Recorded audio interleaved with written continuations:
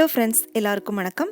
இன்றைக்கி நம்மளோட சேனலில் என்ன பார்க்க போகிறோம் அப்படின்னா, ரெஸ்டாரண்ட்டில் கிடைக்கிற மாதிரி அதே சூப்பரான டேஸ்ட்டில் பனீர் டிக்கா ரொம்ப ரொம்ப ஈஸியாக வீட்டில் எப்படி பண்ணுறது அப்படிங்கிறதான் பார்க்க போகிறோம். இதோட ஒரு க்ரீன் சட்னி ரெசிபியும் பார்க்கலாம். இந்த பனீர் டிக்கா பண்ணுறதுக்கு அவனோ கிரில்லோ தேவையில்லைங்க, வீட்டில் இருக்கிற தோசைக்கல்லே போதும். வாங்க வீடியோக்குள்ளே போகலாம்.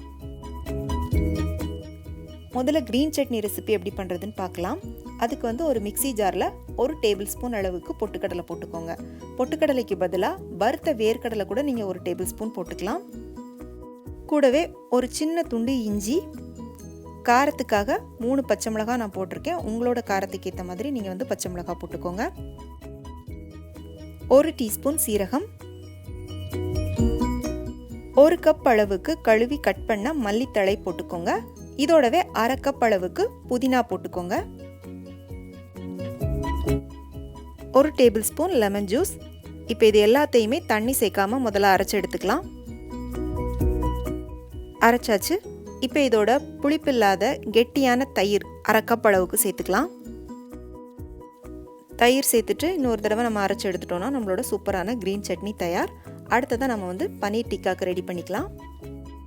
பனீர் டிக்கா பண்ணுறதுக்கு முதல்ல நம்ம கடலை மாவு வறுத்துக்கணும். அதுக்காக ஒரு கடாயில் 1 டேபிள் ஸ்பூன் அளவுக்கு வெண்ணெய் சேர்த்துக்கோங்க.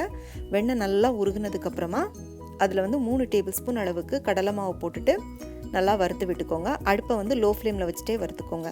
அந்த கடலை மாவோட பச்சை வாசனை நல்லா மாறணும், அந்த அளவுக்கு வறுத்துக்கோங்க. இப்போ இந்த கடலை மாவோடவே ஒரு 1/4 டீஸ்பூன் அளவுக்கு மஞ்சள் தூளும் சேர்த்துக்கோங்க. கடலை மாவையும் மஞ்சளையும் இந்த மாதிரி லைட்டாக வெண்ணெயில் வறுத்துட்டு போடுறப்ப அதோட வாசனையும் நல்லாயிருக்கும், டிக்காவோட டேஸ்ட்டும் சூப்பராக இருக்கும். நீங்கள் கடலை மாவை வறுக்காமல் அப்படியே மசாலாவோட மிக்ஸ் பண்ணுறப்ப கடலை மாவோட பச்சை வாசனை வரும், நல்லா இருக்காது. அதனால் கண்டிப்பாக வறுத்துக்கோங்க. இப்போ இது ரெடி ஆயிடுச்சு. இதை ஒரு மிக்சிங் பவுலுக்கு மாற்றிக்கலாம்.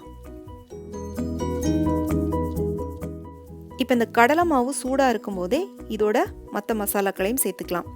1 டீஸ்பூன் அளவுக்கு தனி மிளகாய் தூள் நான் போட்டிருக்கேன். உங்களோட காரத்துக்கு ஏற்ற மாதிரி நீங்கள் மிளகாய் தூள் போட்டுக்கோங்க. 1 டீஸ்பூன் மல்லித்தூள், 1/2 டீஸ்பூன் கரம் மசாலா தூள், 1/2 டீஸ்பூன் சாட் மசாலா. இது இருந்துச்சுன்னா போட்டுக்கோங்க, இல்லைன்னா சேர்க்க தேவையில்லை. கூடவே ஒரு 1/4 டீஸ்பூன் அளவுக்கு மிளகு சேர்த்துக்கலாம்.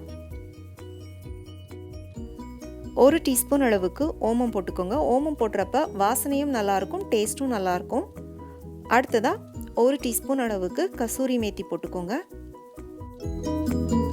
1 டேபிள் ஸ்பூன் அளவுக்கு இஞ்சி பூண்டு விழுது.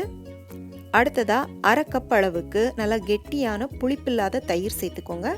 தேவையான அளவுக்கு உப்பு, 3 டேபிள் ஸ்பூன் அளவுக்கு எண்ணெய் ஊற்றிக்கோங்க. நான் ரிஃபைன் சன்ஃப்ளவர் ஆயில் தான் யூஸ் பண்ணியிருக்கேன்.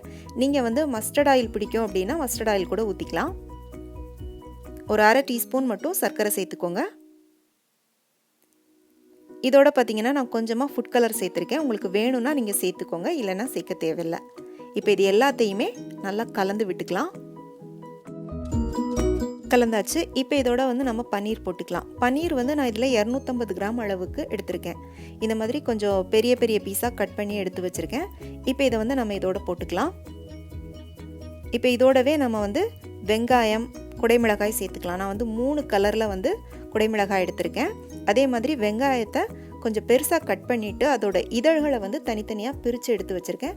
இதையும் நம்ம இதோட சேர்த்துக்கலாம். இப்போ இது எல்லாத்தையும் மசாலாவோடு சேர்த்து நல்லா கலந்துக்கோங்க. கலக்கும்போது பன்னீர் பீஸெல்லாம் உடையாமல் ரொம்ப கவனமாக கலந்துக்கோங்க. இப்போ இதெல்லாத்தையும் கலந்ததுக்கப்புறமா இதை ஒரு 1/2 மணி நேரம் ஃப்ரிட்ஜில் வச்சுட்டு அதுக்கப்புறமா நம்ம ஸ்கியூவரில் குத்திட்டு டிக்கா பண்ணலாம். இப்போ நான் 1/2 மணி நேரம் ஃப்ரிட்ஜில் வச்சுட்டு எடுத்து வச்சுருக்கேன். இதை இந்த ஸ்கியூவரில் குத்திட்டு நம்ம ரெடி பண்ணி எடுத்துக்கலாம். ஒரு குடைமிளகாய், அடுத்ததாக ஒரு பன்னீர், அடுத்ததாக அதே மாதிரி ஒரு குடைமிளகாய், இதுக்கப்புறமா ஒரு வெங்காயம். இதே மாதிரி நீங்கள் ஒன்று மாற்றி ஒன்றா அரேஞ்ச் பண்ணிக்கோங்க. இப்போ நான் ரெடி பண்ணி எடுத்துட்டேன். இதை நம்ம தோசைக்கல்லில் போட்டு நம்ம கிரில் பண்ணிக்கலாம். தோசைக்கல்லில் நான் 1 டீஸ்பூன் எண்ணெய் விட்டுருக்கேன். எண்ணெய் ரொம்ப தேவைப்படாது, சும்மா 1 டீஸ்பூன் மட்டும் விட்டுக்கோங்க. அதே மாதிரி அடுப்பை நல்லா ஹை ஃப்ளேமில் வச்சு கல் நல்லா சூடானதுக்கப்புறமா லோ ஃப்ளேமுக்கு மாற்றிக்கோங்க. மாற்றிட்டு அதுக்கப்புறமா பன்னீரை வச்சுக்கோங்க. கொஞ்ச நேரத்துக்கு ஒரு தடவை இந்த மாதிரி திருப்பி திருப்பி விட்டுக்கோங்க. அப்போ தான் நல்லா எல்லா பக்கமும் ஒன்று போல் வேகும். மொத்தத்தில் வந்து உங்களுக்கு வந்து ஒரு 5லேருந்து 7 நிமிஷம் ஆகும். ஃபுல்லாக அடுப்பை வந்து லோ ஃப்ளேமில் வச்சுட்டே பண்ணுங்கள். இப்போ நம்மளோட சூப்பரான பன்னீர் டிக்கா ரெடி ஆயிடுச்சு.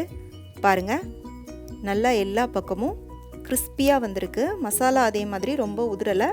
நம்ம லோ ஃப்ளேமில் வச்சுட்டே பண்ணதுனால கருகவும் இல்லை. இனி வந்து நம்ம பன்னீர் டிக்கா சாப்பிட்ணும் அப்படின்னா ரெஸ்டாரண்ட் போக வேண்டிய தேவையே இல்லை. ரொம்ப ஈஸியாக வீட்டிலையே பண்ணலாம். கண்டிப்பாக இந்த ரெசிபி உங்கள் எல்லாருக்கும் ரொம்ப பிடிச்சிருக்கும் அப்படின்னு நம்புகிறேன். பிடிச்சிருந்துச்சு அப்படின்னா லைக் பண்ணிவிட்டு உங்கள் ஃப்ரெண்ட்ஸ் அண்ட் ஃபேமிலிக்கு ஷேர் பண்ணுங்கள்.